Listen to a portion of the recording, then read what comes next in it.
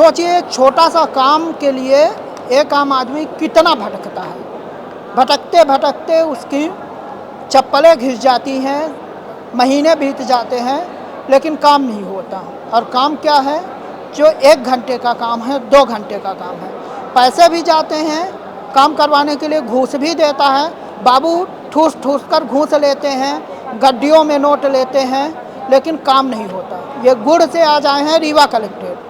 मामला क्या है? मामला है कि ये चाहते हैं कि कई लोगों की ज़मीन है, परिवार की ज़मीन है, बंटवारा हो जाए। बंटवारा करवाने के लिए ये तहसील के चक्कर लगाते हैं। नायब तहसीलदार का जो बाबू होता है उसको ये 5,000 रुपये घूस दे देते हैं। बाबू कहता है हम करवा देंगे साहब से मिलकर। दे दिया। अब देने के कई महीने बीत जाते हैं, लेकिन कोई सुध लेने वाला नहीं है। अभी भी ये भटक रहे हैं। क्या है पूरा मामला, जान लेते हैं। क्या नाम है आपका? शिवराज सोनी। कहाँ से आए हैं? पूर्वा से। तहसील गुड़। क्या है मामला? मामला ये है कि मैं बंटवारा के लिए दो साल पहले मैंने पूरा रिकॉर्ड जमा किया। साल भर तक कोई सुख बुग नहीं हुआ। साल भर बाद बोले पैसे खर्चा लगेगा। जमीन बंटवारा का? जी। हाँ। मैं बोला कितना लगेगा, बताए मेरे को इतना लगेगा। 5,000 बोले तो 5,000 मैंने दिया। बाबू बोले। किसका बाबू है? ये जो नायब तहसीलदार के सामने रहते हैं वो बोले। मैं बोला चलो कोई बात नहीं, खर्चा ले लीजिए। फिर इसके बाद इधर उधर टोल मटोल होता गया। पटवारी आते गए, 3 पटवारी आए, 3 पटवारी चले गए। कोई ज़मीन के पास आके देखने भी नहीं गया कि इसकी ज़मीन है, कितने नंबर की है, कहाँ पे है, कैसे क्या है, कोई नहीं। इसके बाद मैं कहाँ पर आए और कहाँ पर चले गए? देखे तो होंगे ज़मीन ना? हाँ, आए दूसरे जगह पैसा दे देता था, वो चले जाते थे। कहीं ये साल भर बाद ट्रांसफ़र करा लिए, कहीं इधर उधर चले गए, कहीं उधर घोंस में फंस गए तो उधर उधर चले गए। अब इसके बाद मेरा काम रुका हुआ है। अब मैं जमीन देखने नहीं गए? नहीं गई। और आप कभी नहीं? कभी नहीं। हाँ। इसके बाद मैंने बताया उसको समस्या कि मेरे घर में ऐसी समस्या है। क्या समस्या है? मेरे घर में कोई भी खेती करने लायक कोई ज़मीन बची नहीं, क्योंकि पूरा इसी में लगा हुआ है सब। कोई आईडी, कोई शासन का कोई भी लाभ मेरे को नहीं मिला आज तक ज़मीन के बारे में। कोई भी लाभ। अभी किसके नाम पर ज़मीन है? अभी तो बाप दादा परवाजे के नाम पे है। मैं सोचता हूँ कि बंटवारा हो जाए सबके। कितने लोग हैं उसमें 22 लोग खातेदार हैं। जमीन कितनी है? 4.5 एकड़ है एक जगह, बाकी थोड़ा थोड़ा करके है। कहीं 10 डिसमिल है, कहीं 15 डिसमिल है। खेती कौन करता है? खेती अब जब 2 साल से फाइल लगी हुई, स्टे लगा, मैं ही लगाया हूँ, लेकिन बंटवारा नहीं हुआ। जबरदस्ती लोग कर रहे थे। मकान भी बना रहे हैं, 381 नंबर में मकान बना रहे हैं। आवास का पाया हुआ है। तो कौन कर रहा है? खेती हम ही कर रहे थे और लोग कर रहे हैं, लेकिन लोग दूसरे के दे देते हैं। अधिहरा का वो मेरे को रास्ता ही नहीं देने देता, निकलने नहीं देता, ना ट्रैक्टर जाने देता। मेरी फसल पूरा चरा लेते हैं जबरदस्ती। मतलब स्टे के बावजूद काम चल रहा है? जी बस बंटवारा नहीं हो रहा। मैं परेशान हूँ। ऊपर से मेरे को जिसको खेत देते हैं वो भी साले मेरे को मारने को धमकी देते हैं। मैं परेशान हो गया हूँ। मैं हर तरह से मैं अगर जो कुछ हो जाएगा मेरे परिवार वालों को, तो मैं 400-600 आदमी को मार दूंगा या कि फिर मर जाऊंगा। बस यही मेरे को है। अभी तक कहाँ शिकायत कर चुके? मैं कलेक्टर के पास 3 बार आ चुका। मैडम थी कलेक्टर, फिर भी मैं आया यहाँ पे। ऑनलाइन शिकायत 181 में किया, वो भी ऑनलाइन हर महीने कट जाती है। 3 दिन बाद चौथे दिन कट जाती है। ऑनलाइन करके आता है, बोल देते हैं कि आपका निराकरण हो गया है, निराकरण हो गया है। निराकरण कुछ भी नहीं हुआ है। बात कोई करता है आपसे कि नहीं? कुछ नहीं हुआ बात आज तक। फोन तक नहीं लगाते? कोई भी नहीं लगाता फोन के। चलो कैसा है, क्या है, कैसा, कोई फोन नहीं लगाते। अब क्या बोला? यहाँ बोले कि अब चलो फिर से लिख लिए हैं डायरी में, कागज में, फिर से अब रख लिए हैं। अब मैं वहाँ भी बता दिया हूँ, अगर मेरे जान को खतरा है तो मैं जो घोंस लिया है मैं पहले उसको भी मारूंगा।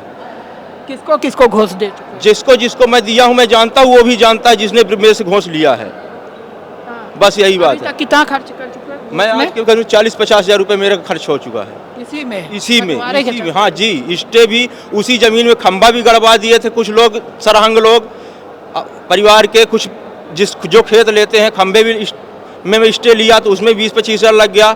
ज़मीन जो जबरदस्ती जोते थे तो उसमें भी मैं स्टे लिया, उसमें ही 10-15 हज़ार रुपये लग गया। और ये बंटवारा की फाइल लगा हूँ, सब सर्टिफाइड कागज़ लगा हूँ, नक्शा और खसरा जो भी फाइल में लगा हुआ पूरा, थाने के भी सब लगा है। बंटवारा हो क्यों नहीं पा रहा है? कौन आ रहा है? अब मेरे को क्या मालूम। वो मेन चीज़ तहसील में ही कुछ काम नहीं हो रहा। देखिए कितना केस पेंडिंग पड़ा हुआ है तहसील में, गुड़ तहसील में, सिर्फ गुड़ तहसील में देखिए कितना केस पेंडिंग पड़ा हुआ है, जो किसी व्यक्ति का काम नहीं हुआ है। अगर जिस दिन गरीब बिगड़ जाएगा तो न तहसील रहेगी, न तहसील के आदमी रहेंगे वहाँ। यही मैं बता रहा हूँ, ऐसे होने वाला है। जैसे मऊगंज में गडरा कांड हुआ था, वैसे ही तहसील गुड़ में भी होने वाला है। क्योंकि पब्लिक पूर्वा की, अपने गुड़ क्षेत्र की जनता सब त्रस्त है तहसील से, गुड़ से। मेन ये है। हर कोई आता है चला जाता है, बस वो खाकर फाइल पे फाइल दबी रहती है, बस हो गया। इतनी मोटी फाइल है, 10 किलो ये झोला में डाला हुआ है, एक झोला भी 10 किलो का वजन अभी घर में रखा हुआ है। ये फाइलों से भरी है जी, अभी मैं दिखाता हूँ। हर कागज मेरे पास है, हर तरह का कागज मेरे पास है। इतना कागज मैं अभी इतना कागज इतना ढेर सारा मैं यहाँ लेके आया हूँ। ये देखिए, एक फाइल, ये 2 फाइल, ये 3 फाइल। क्या है इसमें? ये सब इसी का कागज, जमीन का ही कागज निकलवा के ले आके मैं लगाता गया। हर जितनी पुश्तैनी जमीन थी, सब चीज़ की कागज मेरे पास है, हर चीज़ का डॉक्यूमेंट है मेरे पास, हर तरह का। ये देखिए, हर चीज़ का। अभी घर में भी इतना ही रखा हुआ है, सबका ड्रॉस। जब मेरे को मालूम नहीं था, मेरे माता पिता जब खत्म है, मेरे को जमीन वमीन का नंबर नहीं मालूम था, लेकिन धीरे धीरे मेरे को मालूम पड़ा जब, तो मैं हर चीज़ कागज निकलवाया। सादा नहीं करवाता था तो बोलते सर्टिफाइड लगेगा, सर्टिफाइड नहीं करवाता था तो बोलते थे कि नक्शा भी लगे, खसरा भी, हर तरह का डबल कागज में। क्या करते हैं आप? कुछ नहीं करता, खेती करता तो खेती बंद है, मेरे बच्चे भूखे मर रहे हैं। कितने भाई हैं आप? मैं 3 भाई हूँ। तीनों भाई ऐसे भटक रहे हो कि आप?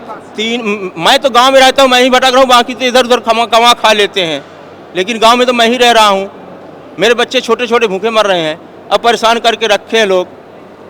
अब बताइए ना, तो हम सोचते थे कि बंटवारा हो जाए, सीमांकन भी करवाऊंगा, और सीमांकन क्या करवाएंगे जब बंटवारा ही नहीं हो रहा, सीमांकन क्या होगा?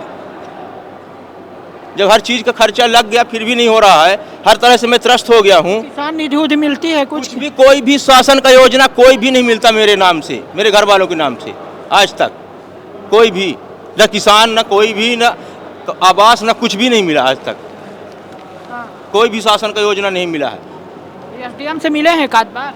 एसडीएम को मेरे को मालूम नहीं कि एसडीएम कहाँ पे रहते हैं, क्या करते हैं। मैं कलेक्ट्रेट पे पास बना आता है, आपके तहसील पे आया, मैं हर अधिकारी के पास जानता नहीं, नाम भी नहीं जानता हूँ, लेकिन मैं जाता हूँ पेशी, हर चक्कर जाता हूँ, हर चक्कर मैं अपना रखता हूँ सब चीज़। कहीं पेशी होती है, कभी होती ही नहीं है, कभी बस आओ जाओ, बस हो गया, यही है, चल रहा है।